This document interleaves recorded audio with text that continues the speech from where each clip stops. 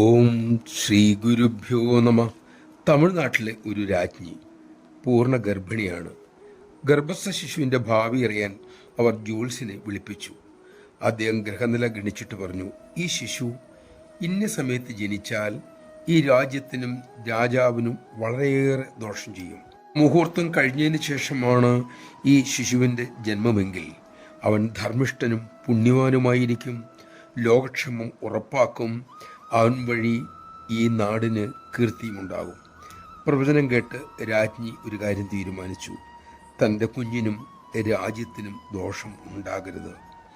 അങ്ങനെ കാലം മുന്നോട്ട് നീങ്ങി. പ്രസവ സമയമെടുത്തു.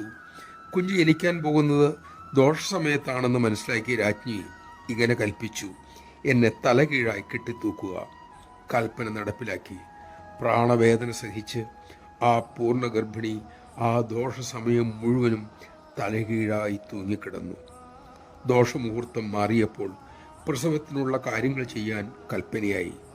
അങ്ങനെ ആ ശുഭമുഹൂർത്തത്തിൽ അവർ പ്രസവിച്ചു. പക്ഷെ കഠിനമായ ക്ലേശത്തിൻ്റെ ഫലമായി അവർ മരിക്കുകയും ചെയ്തു.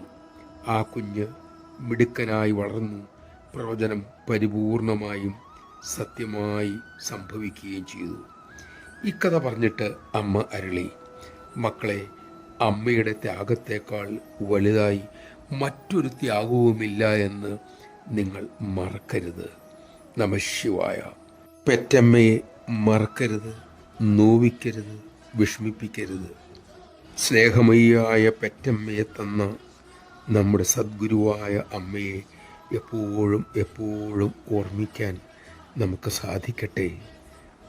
അതിനുള്ള വരത്തിനായി നമുക്ക് ആ സദ്ഗുരുവിനോട് തന്നെ പ്രാർത്ഥിക്കാം.